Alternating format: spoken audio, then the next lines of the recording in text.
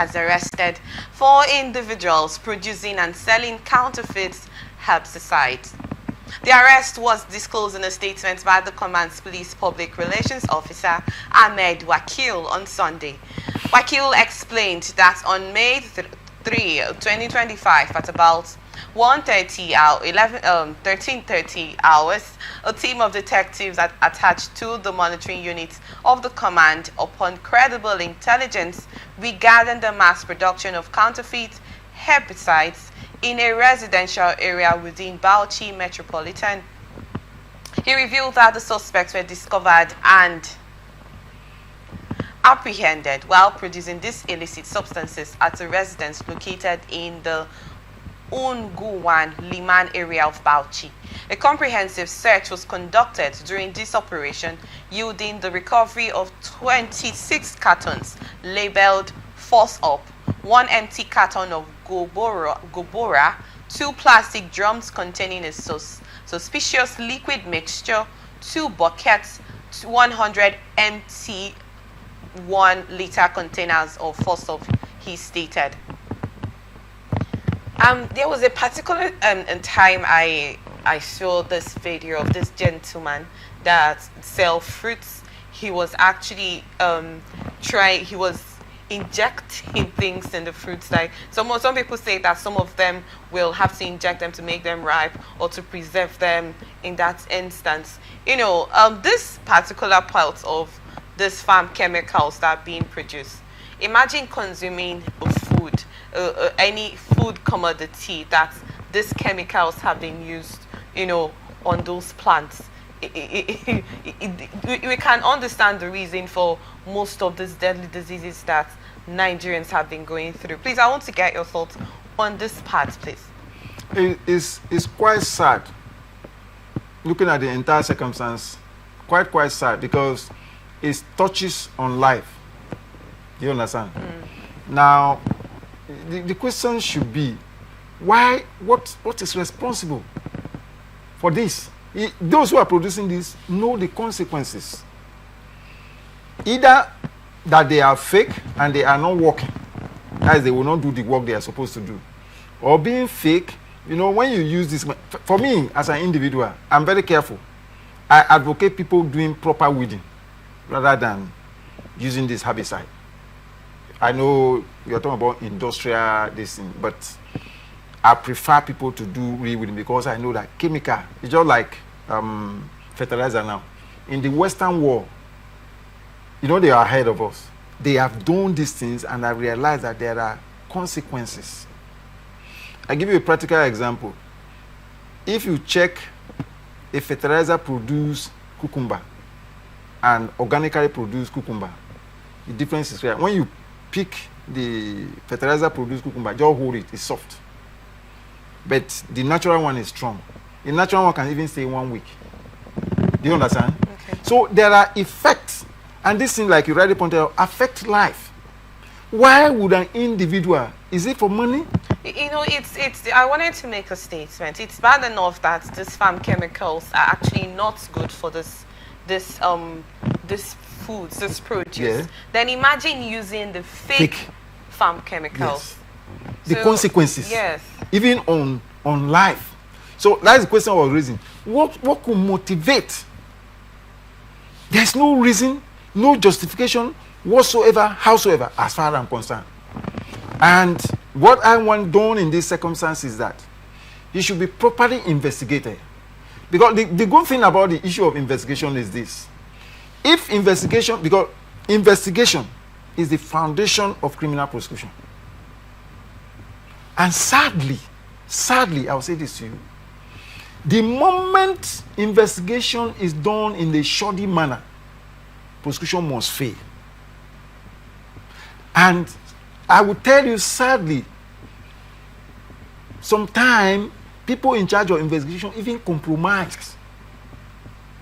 For instance, like if you heard that somebody stole or broke into a house, you are supposed to go with the suspect down to the place and show the place and question asked there, snapped and all whatnot.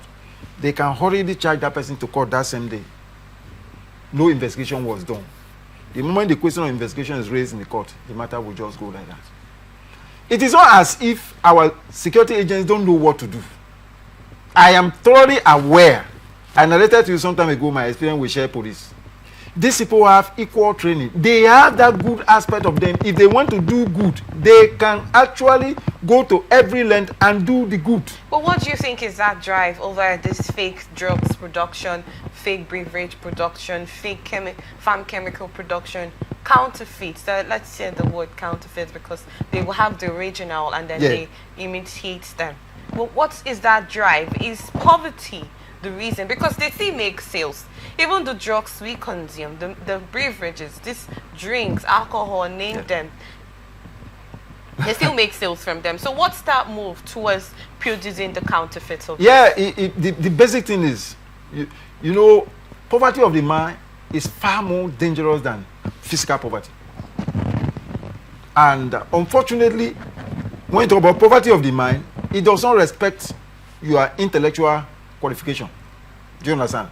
Because there are things, it's just like the issue of our leaders that we raise every day. It's poverty of the mind. Even you will not understand, you ask yourself, why will you convert what the commonwealth of the people that is supposed to be used for the good of the people, and you convert it and you steal it and take it to put in the bank abroad, where then the people are using it to advance themselves? Why? You know that something is wrong. I don't understand. Please, can you repeat that phrase? Right. What I'm saying, you were raising the question, what could be responsible for this? Okay. These people should have an idea that these are the consequences of their action. Why are people going into this? And I told you that, for me, what is motivating this is poverty of the mind. And I made it clear to you that poverty of the mind is worse than physical poverty. Do you understand? Okay. Because the mind or the brain is like the brain box of every individual. The moment, I will give you another example here some time ago. I talk about survival mentality and thinking significance. The moment that is the foundation of this poverty that is being enforced against Nigerians, the moment your brain shifts from significance to survival, all that matter to you is what you will eat now. Because poverty, that is poverty, hunger does not respect anybody. So you realize that when life does not matter to people, right? Talking about humanity, does not matter. It's not on their agenda. They can do anything. So you think that's another drive towards this actions? That is just what is happening. But the question is, how do you handle such things? That is why mental shift has to come, and it has got to do with the value. What if you ask me now, what is the values? What is the values? What are the values of Nigeria? What represents Nigeria? You will realize it's just pure criminality, because they will look at what your leaders, what they stand for, what they project. Do you understand? Or what you can draw from their actions and inactions. That is what you can use to come to conclusion. It's just like by way of statistical analysis. You say you look at a community, like people will always say. But do you know that Nigeria also has people that have humanity at hand? You know, they say every part of the world, we have the good and the bad eggs. You know, I was talking about there's a story I discussed about this police force personnel, security agent that was apprehended because he's aiding terrorists in the northeast, and there was another one of this security operatives that was also apprehended traveling or transporting ammunition to terrorists. I don't know if I had that conversation with you. Yeah, so from Abuja to Nasarawa also. Oh, yes. These are parts of the other parts of the country, and then we have the good parts of the country. So I think we should also get to that point where we have to look at the country in a way that it's not always the bad eggs. Yeah, I agree with you completely.